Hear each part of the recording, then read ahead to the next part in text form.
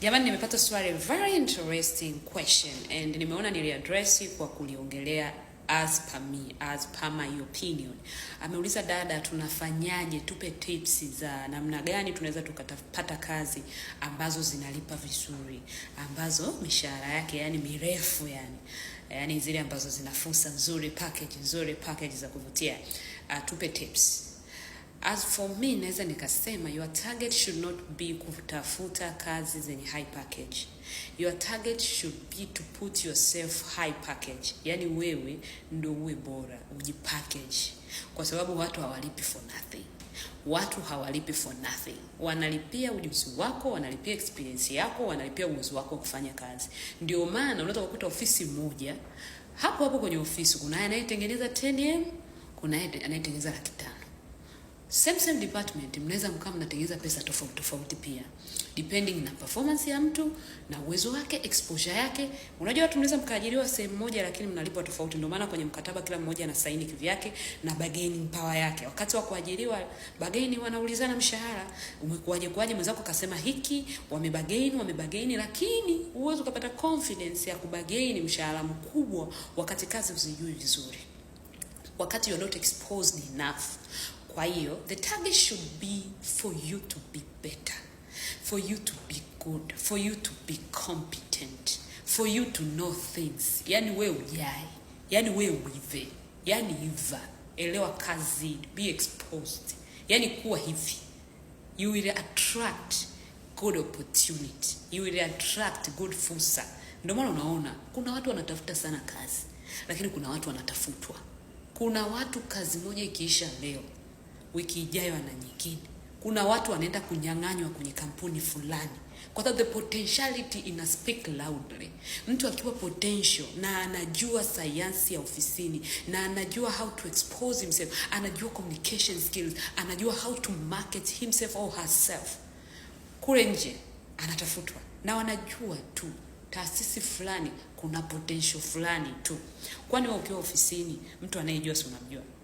Zikiongelewa masuala za excess, unakuta unasema yani yuko fulani mambo hayo yuko mtaalamu. Wao unafikiri kitokea fursa ambayo inahitaji kuchakata data nyingi, watamuita nani? Obviously watamtafuta yule ambaye anajua zile excel. Wanahitaji kazi ya kuandika, wanaandaa document ya ofisi au kuna policy inaandaliwa. Kuna mtu ni good in writing. Unadhani wakiwa wanaandaa kazi ya kuandika ambayo ina malipo, wanatakiwa kusafiri wakakae mwezi mzima wakaandaa hizo document. Unadhani nani watamchukua? So the target should be not kufind kampuni ambazo zinalipa vizuri, kwa sababu kama umepata kampuni inalipa vizuri, international company kama ulivyosema NGO, you need to be competent. Interview zao zenyewe zimeenda shule. Yani interview tu unajikuta wewe mwenyewe umetolewa. So jiandae wewe kuwa bora, jiandae wewe kuwa competent, jiandae wewe uwe vizuri. Wapo watu wanafanya kazi mayuhe, nini huko, makampuni makubwa wanafanya kazi kule na wanalipwa vizuri na packages ziko vizuri, lakini hata wao ukiwaangalia wako vizuri au wakuti wachovu kule, wavivu, wapiga mikelele, midomo, umbea, hawa wakuti. Yani kule unakuta kazi. Yani watu wanapiga ni kazi. Kwa hiyo kama unataka good company, good fursa, be better. Anza kujifanyia kazi wewe mwenyewe, fursa zinakujaga. Hakuna kampuni ambayo itakuonyesha kwamba hapa wanalipa vizuri. Na by the way, uwezo kujua kampuni inalipa vizuri mpaka uingie ndani. Usilijaji kampuni kwa nje. Unaweza kaingia ndani hiyo ambao wengine wanasema ilipi vizuri, ila weka kulipa vizuri kutokana na potentiality ulionayo na mabadiliko unayoipa. Umeenda kampuni haiperform vizuri, umefika wewe, kampuni imeanza kuperform vizuri. Mlikuwa mnatengeneza bilioni 1, kampuni imeanza kutengeneza bilioni 10. Wanaachaje kukupa? Wanaachaje kukulipa zaidi? So you just be better. Concentrate on putting yourself better. Kwa sababu utaanza kusema mimi sasa natafuta maeneo ya kimataifa na apply huku. Endelea kuapply sawa, lakini endelea kujitengeneza na wewe better sawa. Nilikwambia mimi nilikosa kazi ambayo niliwaambia take home. Nikiwaambia take home ambao walinikubalia kwamba watanipa, ungesisimka. Ilikuwa ni chief accountant na kampuni ya kimataifa na walikubali kunilipa ile hela. Lakini nilifeli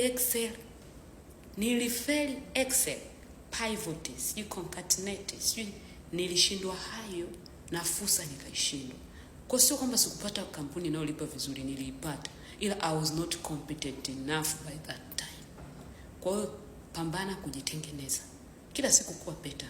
kuwa tayari. Fursa zikija zikukute huko tayari. So unapata fursa hapo ndo unakuwa tayari. For the time being, hapo ulipo endelea kujitengeneza, endelea kujinoa, better, have confidence. Confidence inakujaga ukiwa unajua kitu. Hujui kitu, confidence inatoka wapi? So concentrate on putting yourself better, exposing yourself enough. Elewa kazi, elewa vitu mbalimbali, elewa dunia inaendaje ili uwe bora. Utapata hizo fursa unazozitafuta, and all the best in that.